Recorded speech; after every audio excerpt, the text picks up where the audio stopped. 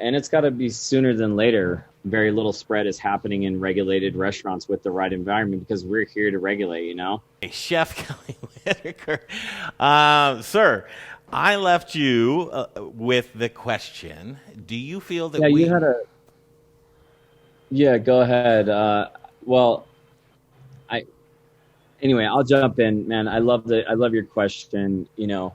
It's about sort of, again, unified voice and a unified front right now.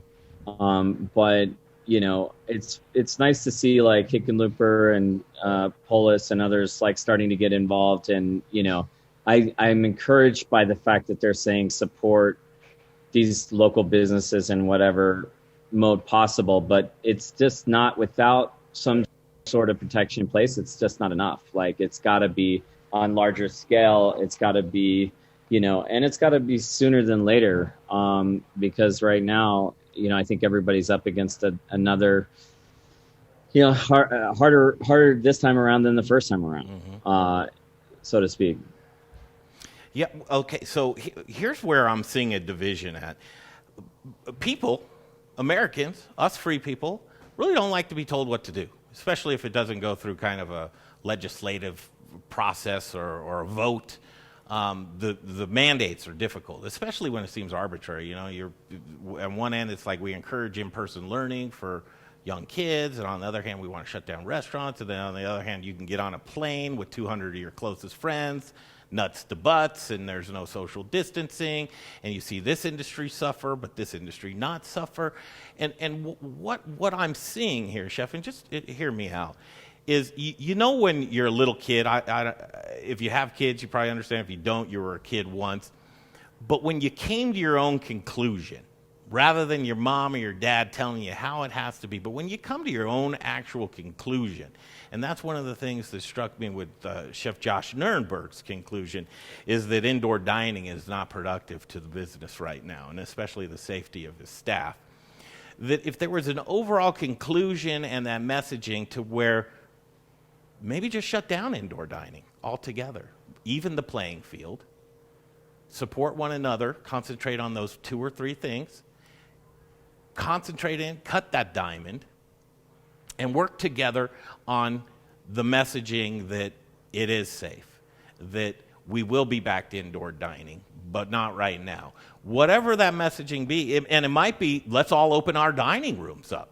I mean, because listen, if there's one unified front with the overall collective that has that one messaging, it's not going to be denied. Yeah, my position's a little bit different than Josh. I feel like the stats are getting out there that very little spread is happening in regulated restaurants with the right environment because we're here to regulate. And I don't know if this is hitting on everything you're saying, but again, that sort of unified message of like, I don't know that, restaurateurs aren't even on the same page right now. Bar owners, club owners, like you said, there's so many different groups and genres. It's just really hard. But again, they're able to regulate us. They're not able to regulate you. That's the problem. That they can say, don't have Thanksgiving, but on the outside, you guys, the rest of the world can get together in whatever fashion they want, but we're going to get fined. And I think that at least looking at our restaurant group, I feel like we're safe. I feel like our employees are, we're all at risk one way or another. And it'd be the utopia to shut down. Sounds nice, but I can't shut down knowing that my employees are going to get paid, $300 a week on a busted sort of furlough system this time around, and that they're going to be taken care of. And if they don't want to come to work, we're going to take care of them. We're not putting the pressure on. Our workers want to be here right now. They want to fight for the restaurant survival. They're putting themselves at risk, and I commend them for that. I'm not asking them to do that, but this is a volunteer basis. We provided a lot of options for our employees, but they want to be in it right now. And, to go from 25% to zero right now, knowing that this isn't necessarily the restaurant's fault, that this is that most of the transmission is happening in homes, or, people letting their guard down, or like you said, the freedom of choice, which I love this country. I'm all for our freedoms. But it definitely is, once again, our businesses are shutting down. I got my haircut this morning Looking good, at man. a really great barber in Free Market. Yeah. So shout out to those guys at Rosemont, because they're awesome, and I felt safe. They're in my Yeah. business, and there's a point of knowing mask to mask, glove to glove. Like there is a point where we know statistically that it was somewhat okay for me to get that, haircut this morning. And when someone's in our restaurant with their mask off, yes, it creates, you know, but some barriers. But if we can sort of act and think around that, which I feel like a lot of the good restaurants have, the responsible restaurants have thought their way around this. They're acting in a safe manner, but it's not going to change the fact that we're seeing the highest case counts ever, and that most of that transmission is not happening in restaurants. I don't believe it's happening outside. Agreed. But what do you do when mandates come down? That sends out a message to the consumer that it's not safe to be in a dining room. Yeah. I mean, am I wrong about that? Is that Yeah. not the messaging that's happening right now through politicians, bureaucrats, and mainstream media? Yeah. How do I you work mean, against that?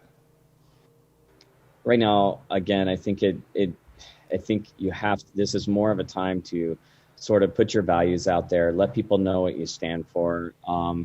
Do you care about the food you're serving in your restaurant? What kind of integrity do you have as a business? And it's time to, put some of that stuff out to the world, because there is a lot of information floating around. And I hope when people see that, we're putting out messages today about our next steps, I hope that they look at a group like ours or Josh's and be like, you know what, this guy is doing things right, or these chefs are doing it right, or restaurateurs. Yeah. How much does it take to get ready for dine-in service? Nothing anymore. As of today, we are shut down Yeah. tonight. Yeah. Dining rooms officially closed. We're facing that reality right now, and we've put our sort of winter planning in place. And I'm happy with our patios right now, and I'm all for the idea of guests getting bundled up and bringing blankets, and I think it's a good thing. And like I said, if there was help tomorrow or the sort of unified front, I would probably change my strategy. Would I close down completely again? Absolutely, I would. If we were taken care of, if there was a plan, if there was just like, and that's what frustrates me. I think we know enough now, even though I know we're still in the dark, but we know enough now that with a good planning from government or whomever, that the incoming president, all of that's going to have an effect. And once we get those plans in place, I'll think differently. But tonight, I'm excited to serve people on our patios. I want to cook to go food for people. Our chefs do our front of house, and they want to fight for their jobs right now.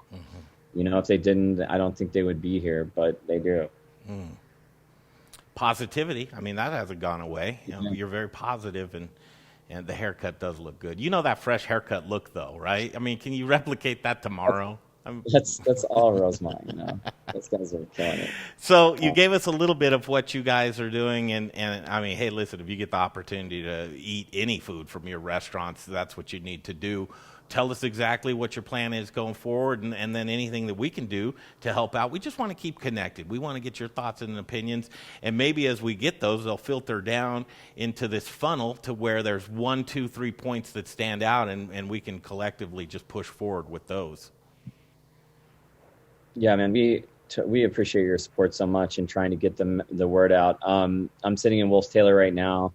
We have 2 canvas tents with personal gas fire pits where a table of 2 to 6 of the same household can book and have an experience that I think is unmatched anywhere. I think it's exceptional. We're cooking out of our clay pots. We used to have these Japanese clay pot cooking on our menu. That's gone away since there's no group dining. So we're happy to bring that back right now to these tents. Downtown needs a lot of help. Bruto is doing some phenomenal things with a new chef, Michael, a kid that got involved in our advocacy work who has worked at Pujol in Mexico City and all over, and was just cooking exceptional food. And we've had to now close that dining room, but we've got an awesome pickup counter in the dairy block alley, right behind between Milk Market and Free Market, is an awesome. The food there, the drink experience, if you sit at the patio downtown or grab something to go. Again, I just think that that team is just doing something incredibly special.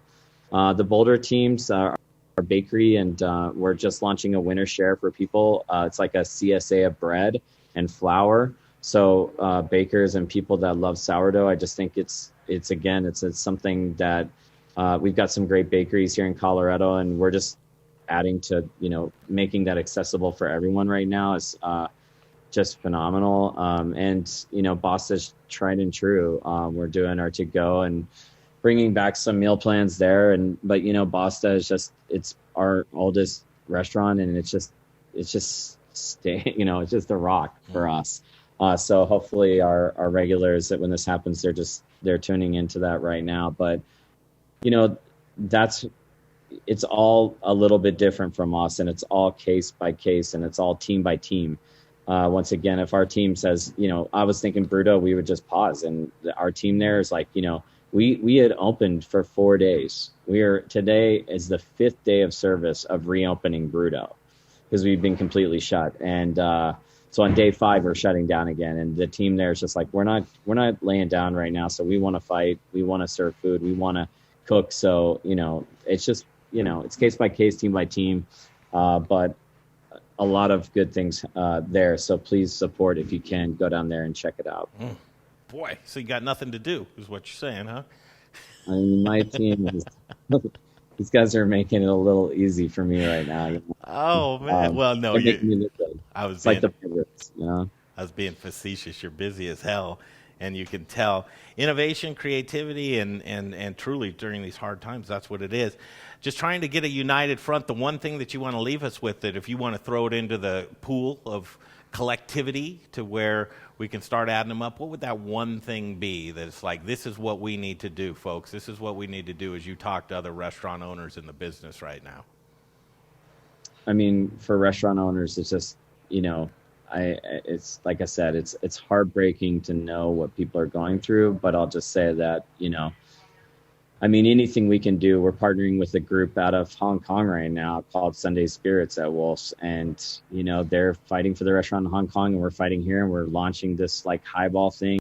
And it's awesome. But dig in, like if our group can work or share or do anything for anyone else, we are game to be on your team as well and support you. And to anybody not in the industry, it's like, sticking with the industry, like we think about creativity right now and innovation, like you said, Jay, but like, we stopped kind of cooking survival food, and we're like, how do we thrive? How do we go from survive to thrive in this like dark time? So thinking about thriving is where we've sort of shifted our thinking, and we know that we're going to shut down tomorrow because an employee's in contact or whatever, but like it's touch and go, but keep fighting. It's worth the fight, and public just support across the board. Whether you fully understand what we're going through or not, the one thing you understand is how to eat and how to drink. So just do that. Eat and drink. Okay, last one for you. This is a heavy one. You still babysitting that goat? No goats. I'm worried that it's made its way into our food supply system at this point. My daughter's horrified. So we're going to keep adopting goats from Black Cat next time around. We love working with Eric and Jill at Black Cat, and we'll take care of more goats in the future. I hope they're not being served on our pizza right now, Basta, but they may be. May or may not be. Who knows? Chef, always great catching up with you. Thanks for joining us today, and I can tell you one thing for certain. We will be supporting you. We want to see you come out on the other side. We know that, man. Thank you so much for your support, Jay, and team. Absolutely. Thanks, Chef Kelly Whitaker right there.